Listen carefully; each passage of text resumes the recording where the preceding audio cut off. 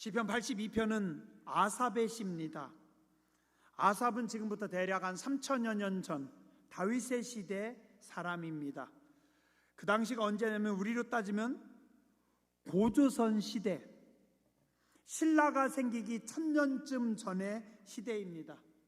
고구려 백제 신라가 생기기 1000년 전이면 엄청나게 오랜 전입니다. 그때는 동양 서양을 다 막론하고 거의 모든 나라가 다 신론을 믿었어요. 세상에 신들이 많다라고 믿었습니다. 그래서 그 유명한 그리스 로마 신화 같은 경우 하늘의 신 제우스, 또 그의 아내 헤라, 태양신 아폴론, 바다의 신 포세이돈, 미의 신, 지혜의 여신, 그런 신들이 많았어요. 우리도 그렇습니다. 우리나라도 그래요. 동양도 그렇고 우리도 예전에 산을 지키는 산신령 혹은 마을을 지키는 신이 선왕당에 산다고 믿었고, 또 집을 지키는 터줏대감, 심지어는 물속에 물귀신도 있다고 믿었고, 또 화장실에도 신이 있다라고 그렇게 예전에 믿었다고 하대. 맞죠? 동양 서양을 막론하고 많은 곳에 신들이 있다라고 알고 그렇게 믿었습니다. 또 지금도 그래요. 요즘도 누군가 탁월한 사람을 보면 신 같다, 신이다라고 사람들이 추앙합니다. 그래서 이쁜 연예인이 나오면 사람들이 여신이 강림했다 그런 표현하고, 또 메시 같은 경우는 신계, 축구의 신이다, 누구는 공부의 신이다, 누구는 배구의 신이다, 그런 말들을 참 사람들이 요즘도 많이 씁니다. 성서 속에서도 물론 성서는 유일하신 하나님 한 분만 섬기지만 이런 여러 신들의 모습들이 종종 나옵니다. 물론 그 모든 신들, 그것들 위에 통치하시는 분은 하나님이심을 말씀하고 있습니다. 욥기서에 보면 신 중에 신이신 하나님 앞에서 사단이 욥을 시험하는 것을 하나님 앞에 허락받아요. 지난주였나? 얼마 전에 역대하 18장에서도 보니까 아합 시대에 선지자 미가야가 하늘의 어전을 봅니다. 그래서 하나님 앞에서 악한 영이, 거짓말하는 영이 되어서 가짜들에게 들어가가지고 아합을 꿰어서 아합을 죽음으로 끌고 간다 라고 하는 그 말씀이 역대하 18장에 나옵니다. 성경은 하나님께서 온 우주와 우리 인간들을 만드신 창조주 하나님이심을 말씀하십니다. 그리고 세상의 모든 인간들, 그리고 그들이 신이라고 믿고 신이라고 생각하는 모든 것들 위에 통치하시는 전능하신 하나님이시다 라고 말씀하고 있습니다. 자, 오늘 지금부터 2900여 년 전, 거의 3000여 년 전에 그런 배경 하에서 오늘 이 시편 82편이 쓰였습니다.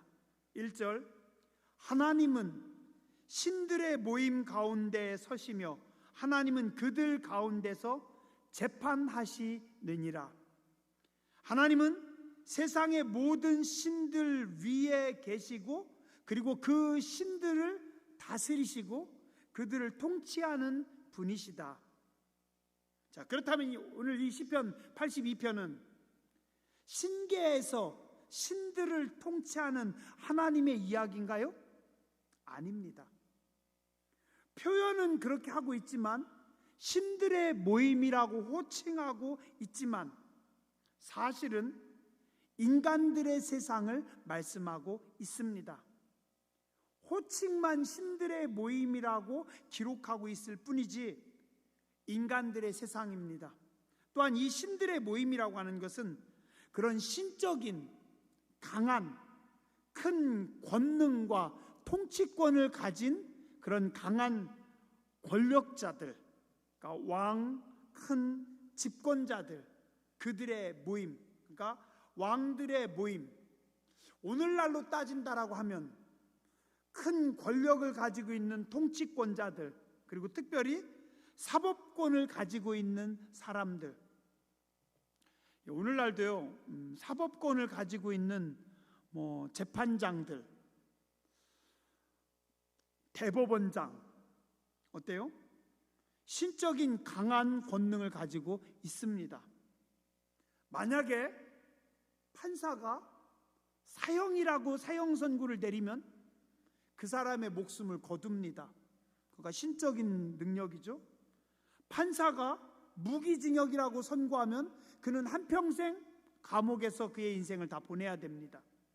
그런가 하면 판사가 무죄다라고 이야기하면 그는 그의 모든 죄를 다 아무 그 죄에 대한 대가를 지불하지 않고 바로 풀려날 수 있습니다.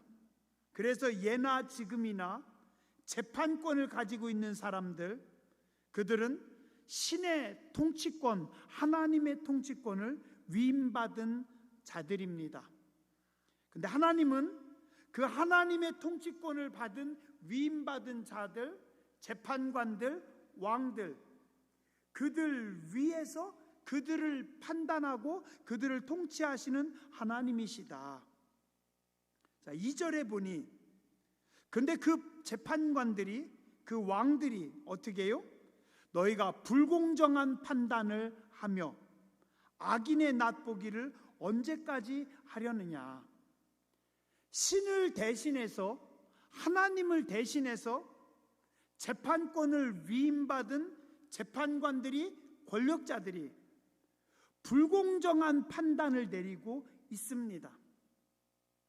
여러 가지 화려한 법조항들을 들어서 위험 있게 선고는 했어요. 그런데 너무 불공정합니다. 불공평해요. 그래서 사람들은 그 똑똑하고 신을 대신해서 재판하는 사람들을 보면서 손가락질하면서 뭐라고요? 무전유죄, 유전무죄다.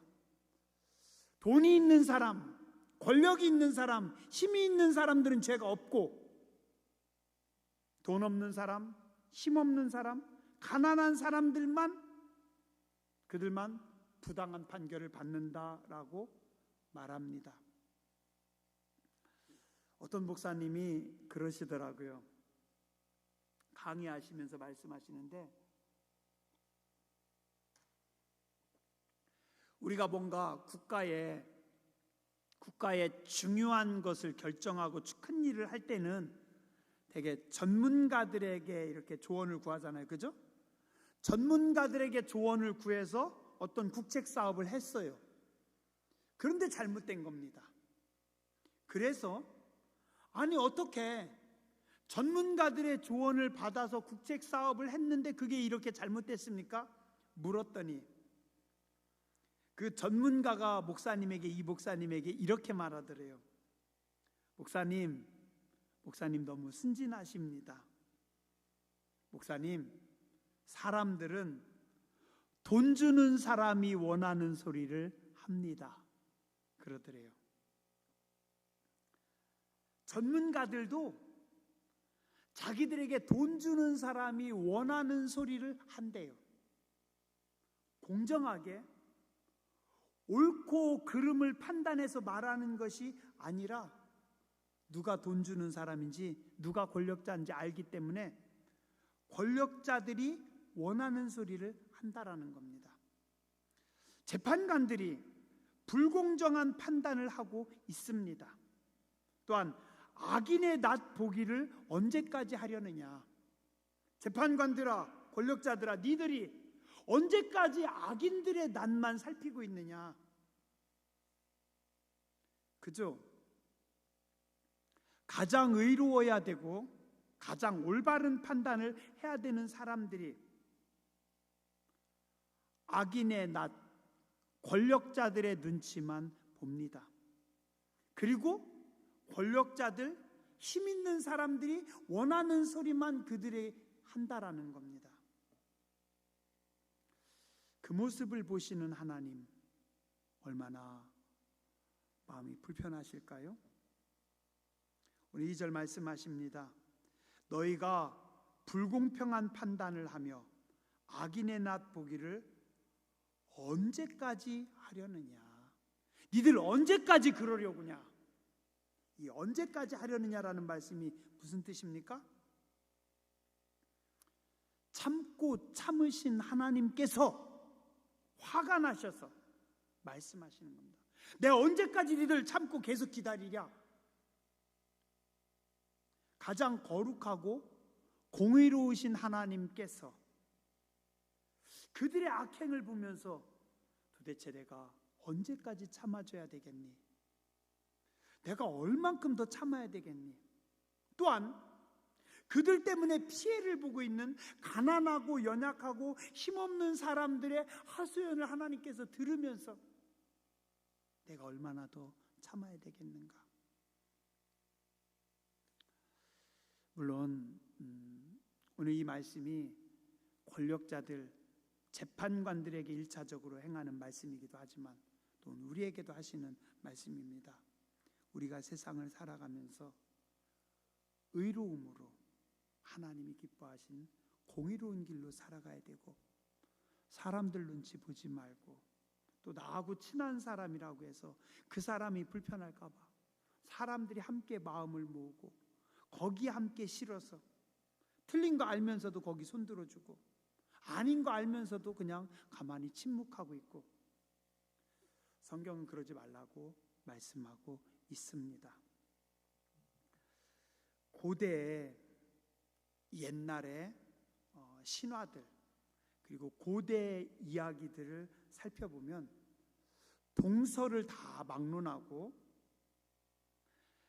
신과 인간의 관계를 무엇으로 표현하냐면 주종 관계로 표현합니다. 주인과 종입니다. 신이 주인이고 인간은 종입니다. 그래서 신들이 자기들이 일하기 싫어서, 자기들이 노동하기 싫어서 인간을 만들었고, 그리고 그 인간들은 신을 대신해서 일하는 존재로 가리켰대요. 신의 종이고 신의 노예인 인간들은 신들을 위해서 힘겹게 노동을 해야 되고, 또 심지어는 그 신에게 목숨도 내놓고 복종해야 된다라고 가리킵니다. 그래서 거의 모든 나라의 왕들은 항상 자기가 그 신의 아들이다. 그럼 뭐예요? 내가 신의 아들이니까 내가 신이다. 그러므로 백성들은 어떻게 해요? 나를 섬겨야 되고, 내가 주인이고 내 나라, 내 백성들은 다 내 물건, 내 소유, 그렇게 가리켰습니다. 그래서 이집트의 파라오는 자기가 신의 아들이라고 했고, 우리나라도 이건 마찬가지입니다. 우리나라도 고조선의 시조인 단군이 신인 환웅의 아들이다. 그래서 왕은, 통치자는 신의 아들이고 그 아들 역시 신의 아들이기 때문에 신들이 세상을 통치하고 있고, 세상의 모든 백성들은 그 신에게 순종하고, 그리고 그 신에게 복종하고, 심지어는 종으로서 그 신을 위해서 살아가야 된다. 그리고 또한 그 신의 측근들, 그들을 위해서만 국가가 존재합니다. 자, 그런데 성경은 다릅니다. 하나님 말씀은 다릅니다. 뭐라고 하세요? 시편 68편 5절에 보니까 그 거룩한 처소에 계신 하나님은 고아의 아버지시며 과부의 재판장이시다. 3,000년 전, 4,000년 전에 이미 하나님은 왕의 아버지가 아니라 그 나라에서, 그 땅에서 가장 보잘것없는 가난한, 누가 아무도 도와줄 수 있는 사람이 없는 고아들, 과부들, 나그네들, 그들의 아버지고 그들의 재판장이다. 성경은 말씀하고 있습니다. 세상을 만드신 창조주가 절대 주권자이신 하나님이 왕만 내 아들이라고 하시는 것이 아니라, 왕이 내 아들이라고 하는 것이 아니라, 가난하고 보잘것없는 약한 백성들이 내 자녀, 내 아들이라고 합니다. 우리는 늘 교회 나와서 우리가 하나님의 자녀다라는 소리를 수없이 많이 들었기 때문에, 또 우리는 엄청나게 좋아진 민주화된 세상에서 살다 보니까 이 말씀이 별로 느낌이 없지, 조선시대만 해도 여러분들이 신의 아들이라고 하면 놀랄 일입니다. 눈물 펑펑 흘릴 일입니다.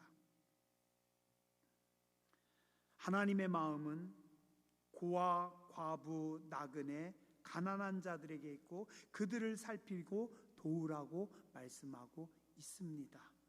그래서 성경은 세상의 권력과 세상의 사람들이 말하는 것과 다르게, 신은 왕의 아버지가 아니라 신은 백성들을 사랑하고 백성들의 아버지고, 왕은 그 신의 자녀들인 백성들을 사랑하며 섬기는 존재다. 잠언 21장 13절, 귀를 막고 가난한 자의 소리를 듣지 아니하면 자기가 부르짖을 때에도 들을 자가 없으리라.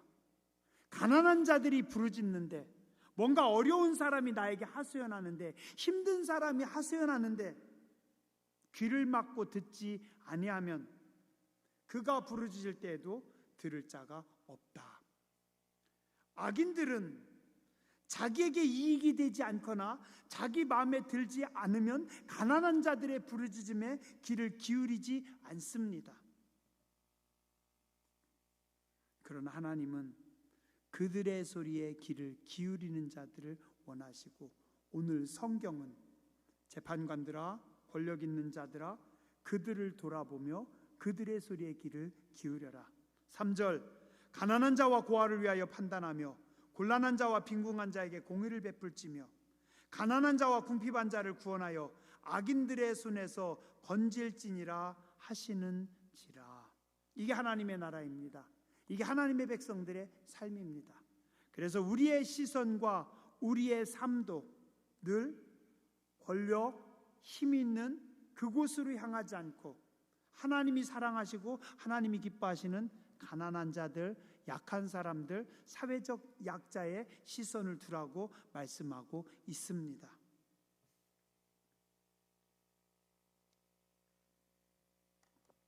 우리 조선시대 성군으로 알려진 영조시대 박문수라고 하는 아주 의로운 관리가 계셨습니다. 많이 들어보셨죠? 저도 어릴 때 그 TV 프로그램에 암행어사 박문수 참 재밌게 많이 봤어요. 어사는 어사인데 암행어사는 아니었대요. 어사는 그 지역을 감찰하기 위해서 왕이 보낸 사람, 마패 들고 가죠. 암행어사는 몰래 가가지고 감찰하는 사람이고, 그냥 어사는 몰래 가지 않고 그냥 직접 공포하고 가는 어사. 근데 박문수는 암행어사로, 우리가 알고 있는 것처럼 암행어사로 몰래 마패 숨기고 가가지고 어사 활동을 하지는 않았고 그냥 어사로 가기는 했대요. 근데 아주 의로운 관리였답니다.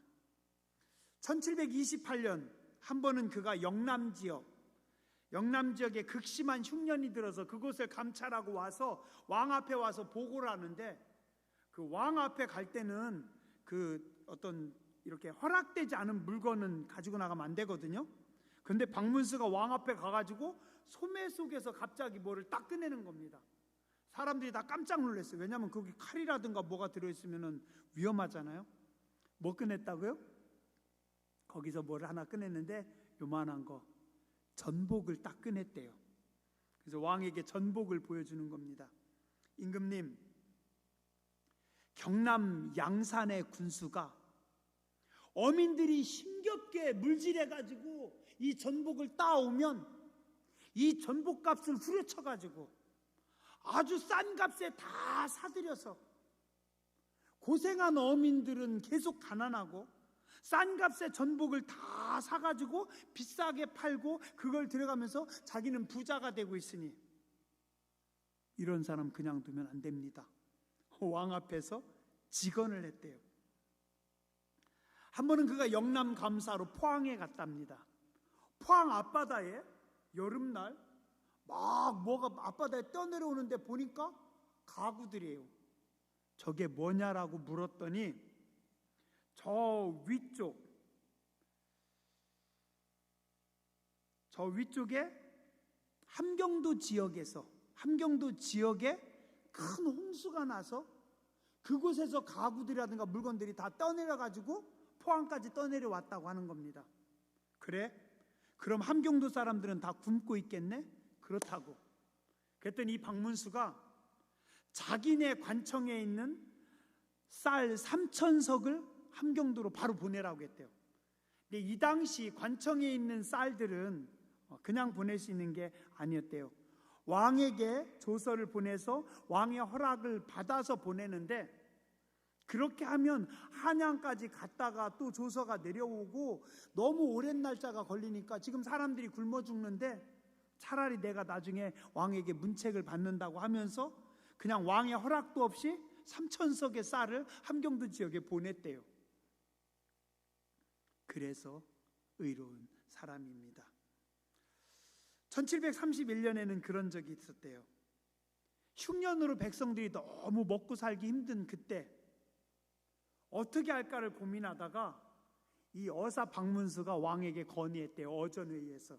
뭐라고 건의했냐면 지금 백성들이 먹고 살기가 힘드니까 백성들로 하여금 소금을 구워서, 옛날엔 소금을 구워서 만들었거든요.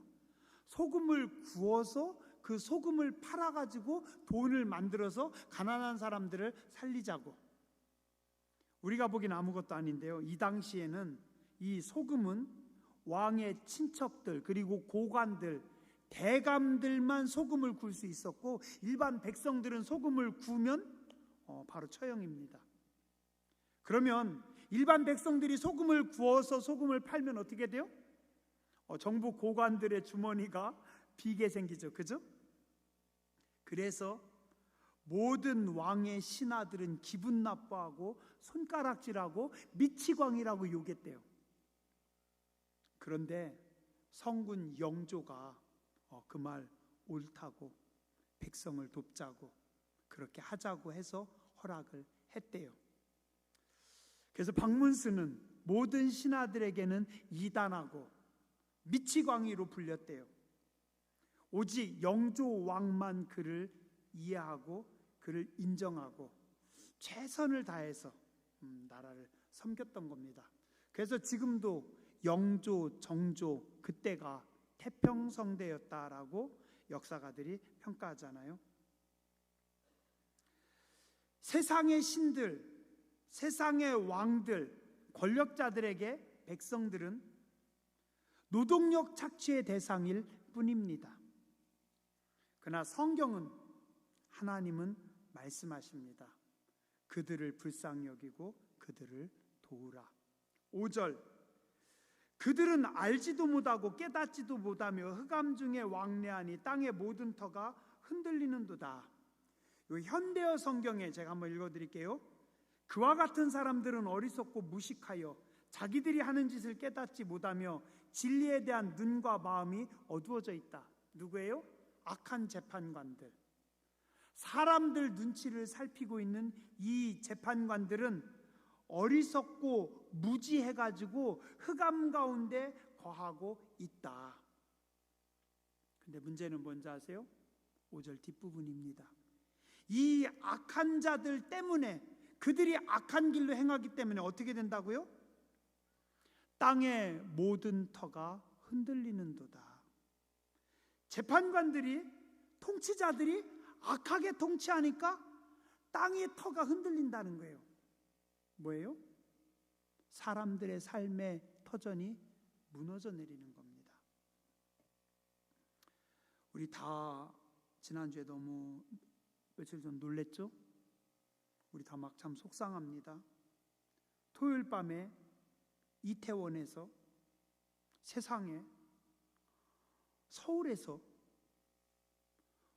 156명의 사람들이 압사당해서 깔려 죽었어요. 숨을 못 쉬고 거기서 죽은 겁니다. 할로윈 축제가 기독교적이진 않아요. 그 할로윈이라고 하는 게 뭐 어떤 귀신들을 달래는, 귀신들을 막는 뭐 그런 겁니다. 그렇긴 하지만 힘없는, 또 참 속상한 게 그 사고가 있기 4시간 전부터 11번이나 사람들이 112에 신고를 했대요. 112에 11번이나 신고해가지고 압사당하게 생겼다고, 큰일 났다고, 뭔가 사고 터지게 생겼다고, 위험하다고. 가장 급한 사람들, 어려운 사람들이 급할 때 전화하는 게 112인데 거기 전화했는데 12번이나 전화를 했는데 전화를 받고도 제대로 대처하지 못한 겁니다. 제가 정치적으로 뭐 누가 잘했다 못했다를 따지고 싶은 것이 아니라 너무 속상해요. 거기서 그 죽은 그 생떼 같은 젊은이들, 그 사람들, 그의 부모는 어떻게 됩니까? 삶의 터전 다 무너지는 겁니다. 그죠? 자식이 죽었는데, 딸이 죽었는데, 제가 듣기로도 뭐 저 옆에 홍성 동네에서도 제가 잘 아는 교회 목사님네 여자 청년이 거기 갔다가, 저쪽 해남에서도 어떤 청년이 그런 얘기들이 들리니 그 부모는 어떻게 사나. 여러 해 전에 세월호 사건이 터졌을 때 그 부모들 어떻게 사나. 삶의 터전이 다 무너지는 겁니다. 그죠? 수없이 많은 사람들의 삶의 터전이 다 무너지는 겁니다. 재앙이에요, 재앙. 그죠? 우리 교회도 믿는 사람도 참 안타까운 마음으로 우리도 기도해야 됩니다. 나라를 위해서 기도해야 되고, 참 너무 속상해요. 그 많은 사람들의 삶의 터전이 다 무너져 버린 거잖아요. 작년인가 충선이가 군목 시험 보면서 면접할 때 면접관이 충선이에게 그렇게 질문했대요. 갑작스럽게 질문한 거죠. 당신의 삶을 냄새로 표현한다면 당신은 뭐라고 표현하겠습니까? 그때 충선이가 그랬대요. 저는 흙냄새가 되고 싶습니다. 흙은 모든 사람들에게 친근감을 주고 생명을 주기 때문에 그런 흙처럼 살고 싶습니다. 그리고 사람들이 밟고 설 수 있는 그들의 발밑을 받쳐주는 흙이 되고 싶습니다. 그렇게 대답을 했대요. 제가 그 얘기를 듣고 종종 생각이 납니다. 우리가 그래야 되지 않을까? 누군가의 발밑이, 누군가의 삶의 터전이 무너지려고 할 때 우리가 그 사람 발밑에 흙이 돼야 됩니다. 그 사람의 삶의 터전이 무너지지 않도록 우리가 붙잡고 기도해야 됩니다. 며칠 전에 제가 어떤 후배 목사님에게 들은 이야기예요. 자기가 신학생 때 어느 교회에서 봉사를 하는데 그 교회 중학생 여학생이 공부도 잘하고 참 똑똑하고 이쁜 애였대요. 근데 이 아이가 중학교 때 부모님이 이혼을 했대요. 그러니까 얘가 그 충격을 못 받아들이고 너무 힘들어하더래요. 너무 막 우울해서 맨날 죽고 싶다 소리만 하더래요.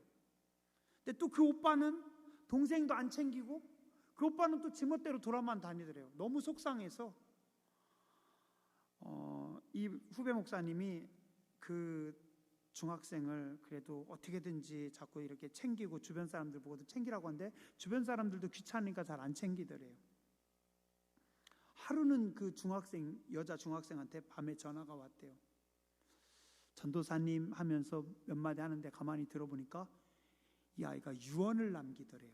전도사님한테 유언을 하더래요. 그 소리를 듣고 철렁해가지고 한 30분을 자기가 막 뛰어서 이 아이 집에 갔대요. 집에 가보니까 아이 혼자 있더래요. 아이 앞에 농약병이 있더래요.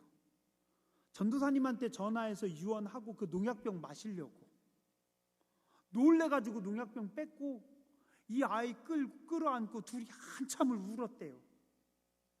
그런데 그러면서 그 아이를 챙기고 달랬는데 지금 어떻게 됐는데 그 아이가 어느 교회 사모님이 돼가지고 열심히 섬기고 있대요. 그때 그 전도사님이 그 밤에 막 뛰어가서 농약병 안 뺏었으면 이 아이는 발밑이 삶의 터전이 다 무너졌는지도 몰라요. 그런데 그 농약병 뺏고 아이 위해서 기도하고 사랑으로 섬겼더니 그 아이의 발밑이 삶의 터전이 무너질 뻔했는데 이 아이가 서서 지금은 어딘가에서 사모님이 돼서 섬기고 있다고 하더라고요. 재판관들에게 권력을 주신 것은, 하나님께서 힘을 주신 것은 하나님을 대신해서 그들의 삶의 터전을 지켜주라는 건데 오히려 사람들의 삶의 터전이 흔들린다는 겁니다. 네가 말하기를 너희는 신들이며 다 지존자의 아들들이라 하였으나, 니들이 지금 절대 권력자라고 이야기하지만 너희도 다 사람이기 때문에 죽는다. 너희도 다 넘어지는 날이 온다. 8절, 하나님이여 일어나사 세상을 심판하소서. 모든 나라가 주의 소유이기 때문입니다. 모든 나라가 누구의 소유라고요? 하나님의 소유. 어떤 특정한 개인, 왕, 권력자, 어떤 무리, 어떤 일부 사람들의 것이 아니라 국가가, 국민들이, 세상이, 몇몇 권력자들, 불의한 재판관들의 것이 아니라 누구 거라고요? 하나님의 거다. 모든 나라는 하나님의 것이고 하나님이 통치하시고 하나님이 다스리시고. 이스라엘 백성들은 이 시편 82편을 매해 새해가 시작될 때마다 불렀대요. 새해 부르는 하나님의 절대 주권의 노래였습니다. 하나님, 우리도 하나님 앞에 겸손하고 지혜로운 통치자들이 되기 원합니다. 가난한 자들, 약한 자들, 그들의 삶의 터전을 지키고 그들과 함께 아름다운 하나님의 나라를 만들어가기 원합니다라고 이스라엘 백성들이 고백하며 불렀답니다. 기도하겠습니다.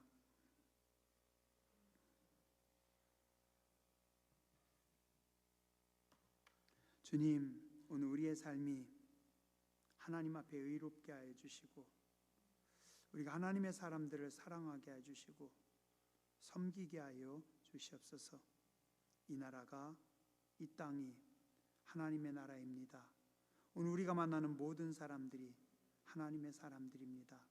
우리가 그들을 사랑하며 섬기고 그들의 삶의 터전을 지켜줄 수 있는 복된 삶이 되게 하여 주시옵소서. 거룩하신 주님 예수님 이름으로 감사하며 기도드렸습니다. 아멘.